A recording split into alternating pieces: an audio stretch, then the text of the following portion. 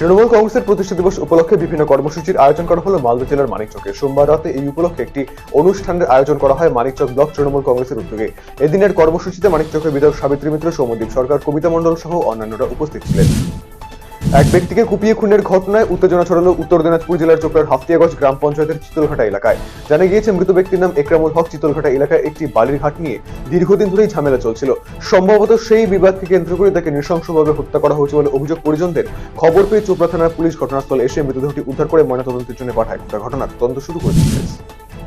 উত্তরপ্রদেশের অযোধ্যায় রাম মন্দিরের উদ্বোধন অনুষ্ঠানে সামিল হতে সাইকেলিং রওনা দিলেন মালদা শহরের দুই যুবক। রবি বিশ্বকর্মা এবং অভিজিৎ বাসফোর নামে মালদার বাসিন্দা দুই যুবক এদিন স্থানীয় মনস্কামনা কালী মন্দিরে পুজো দিয়ে রওনা হলেন অযোধ্যার উদ্দেশ্যে। মালদহ থেকে ডালখোলা, ভেড়ের পূর্ণিয়া, দাঁড়ভাঙা উত্তরপ্রদেশের গোরখপুর হয়ে তারা দুজনে পৌঁছাবেন অযোধ্যায়। ঐতিহাসিক এই মন্দির প্রতিষ্ঠা পর্বের সাক্ষী হতেই সাইকেল যাত্রার পরিকল্পনা বলে জানিয়েছেন দুই যুবক। আসন্ন লোকসভা নির্বাচনের আগে সাংগঠনিক শক্তি পরীক্ষায় বিজেপি দলীয় নেতা কর্মীদের নিয়ে রাজ্যের বিভিন্ন ইস্যুতে বিক্ষোভ কর্মসূচি নিয়েছে গেরুয়া শিবির। এরই অঙ্গ হিসেবে উত্তরবঙ্গের রায়গঞ্জ, কোচবিহার, জলপাইগুড়ি, আলিপুরদুয়ারে যাবেন বিজেপি রাজ্য সভাপতি সুকান্ত মজুমদার। বুধবার রায়গঞ্জে জেলা শাসকের দপ্তরে ডেপুটেশন কর্মসূচি রয়েছে তার। মূলত গতবারে জেতা লোকসভার আসন ধরে রাখার পাশাপাশি বিরোধীদের হাতে থাকা আসনগুলিতেও জোর দিয়েছে বিজেপি নেতৃত্ব।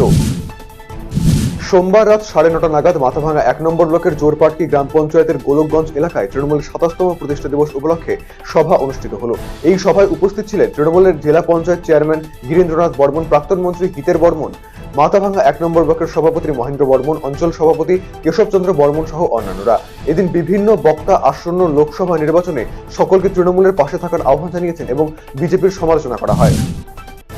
বিজেপি ছেড়ে তৃণমূল কংগ্রেসে যোগ দিলেন বিজেপির ওবিসি মোর্চার 28 নম্বর মণ্ডলের সহসভাপতি অজিত পাল। মঙ্গলবার দুপুর নাগাদ কোচবিহার জেলা তৃণমূল কংগ্রেসের কার্যালয়ে তৃণমূলের জেলা সভাপতি অভিজিৎ দেব ভৌমিকের হাত ধরে বিজেপির ওবিসি মোর্চা ছেড়ে তৃণমূলে যোগদান করেন ওই বিজেপি নেতা। এদিন তার হাতে দলীয় পতাকা তুলে দেন তৃণমূল কংগ্রেসের জেলা সভাপতি সহ অন্যান্য নেতৃত্ব।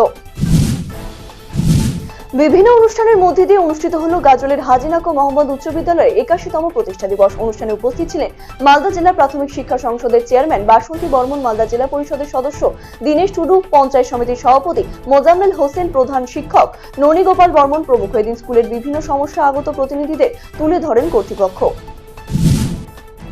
রাস্তায় গাড়ি চালাতে গেলে চালকদের মানতে হবে কেন্দ্রের নয়া নিয়ম। রাস্তায় দুর্ঘটনা ঘটলে চালকদের জেলও হবে, পাশাপাশি জরিমানা হিসেবে গুনতে হবে লাখ লাখ টাকা। কেন্দ্রীয় সরকারের নতুন এই নিয়মের জেরে বিপাকে পড়েছেন চালকেরা। এবার তাই কেন্দ্রীয় সরকারের নতুন নিয়মের প্রতিবাদ জানিয়ে মঙ্গলবার সকাল থেকে বিক্ষোভ কর্মসূচি গ্রহণ করলো রতুয়ার যানবাহন চালকেরা। খবর পেয়ে ঘটনাস্থলে ছুটে আসে মানিকচক থানার পুলিশ কর্মীরা। পরবর্তীতে পুলিশি হস্তক্ষেপে নিয়ন্ত্রণে আসে পরিস্থিতি। আগামী দিনে বৃহত্তর আন্দোলনের হুঁশিয়ারি দিয়েছেন যানবাহন চালকেরা।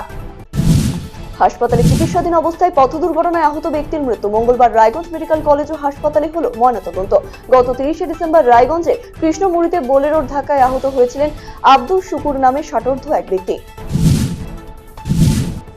সপ্তম পর্যায়ে দুয়ারে সরকারের দ্বিতীয় ধাপে বিভিন্ন প্রকল্পের পরিষেবা প্রদান দেওয়া নিয়ে মালদা জেলা প্রশাসনের তরফে প্রশাসনিক বৈঠকের আয়োজন করা হলো মঙ্গলবার।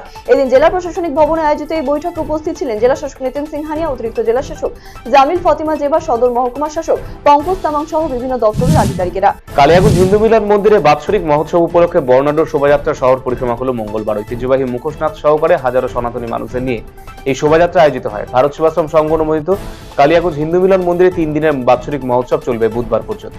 শোভাযাত্রায় পা মিলিয়েছিলেন রায়গঞ্জের সাংসদ দেবশ্রী চৌধুরী, পুরপ্রধান রামনিবাস সাহা, কুনোর ভারত সেবাশ্রম সংঘের অধ্যক্ষ জ্যোতির্ময়ানন্দজি মহারাজ সহ অন্যান্যরা।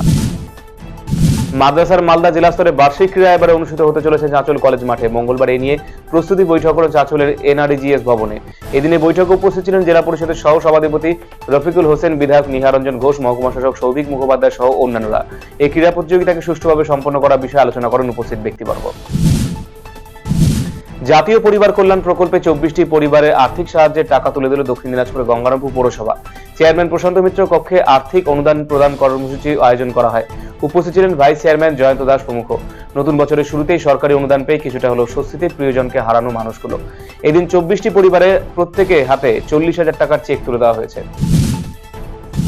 কলকাতা সহ অন্যান্য জেলার পর এবারে বাংলায় বিকল্প রাজনীতির পোস্টার জলপাইগুড়ি শহরে নয়াবস্তি, থানামোড়, কদমতলা সহ একাধিক জনবহুল জায়গাগুলোতে এই পোস্টার লাগানো হয়েছে। কে বা কারা এই পোস্টার লাগিয়েছে তা নিয়ে ইতিমধ্যে রাজনীতির তরজা শুরু হয়েছে শাসক এবং বিরোধীদের মধ্যে।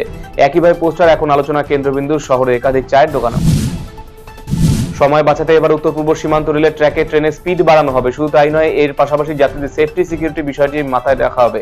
মঙ্গলবার জলপাইগুড়ি রোড স্টেশনে অমৃত ভারত প্রকল্পের কাজ পরিদর্শনে এসে এই কথা জানালেন উত্তর পূর্ব সীমান্ত রেলের জেনারেল ম্যানেজার চেতন শ্রীবাস্তব। এদিন তিনি উত্তর পূর্ব সীমান্ত রেলের আধিকারিকদের নিয়ে বোর্ড স্টেশনের সাফ সাফাই, যাত্রীদের সুযোগ সুবিধা সহ লেভেল ক্রসিং গুলো প্যানেল পরিদর্শন করেন। সেই সঙ্গে সেফটি বিষয়টি খতিয়ে দেখেন। কেন্দ্রীয় সরকার নতুন ট্রাফিক নিয়ম আইন বাতিলের দাবিতে করণদিঘি থানা বিলাসপুর 34 নম্বর জাতীয় সড়ক অবরোধ করে বিক্ষোভ দেখালেন লরি চালকেরা। লরি চালকদের জাতীয় সড়কের অবরোধের জেরে ভোগান্তির মুখে পড়তে হয় সাধারণ মানুষদের। লরি দাঁড় করিয়ে জাতীয় সড়কের উপর বসে পড়েন লরি চালকেরা। দ্রুত আইন বাতিলের দাবি জানিয়েছেন লরি চালকরা। ঘটনাস্থলে পৌঁছায় করণদিঘি থানা পুলিশ।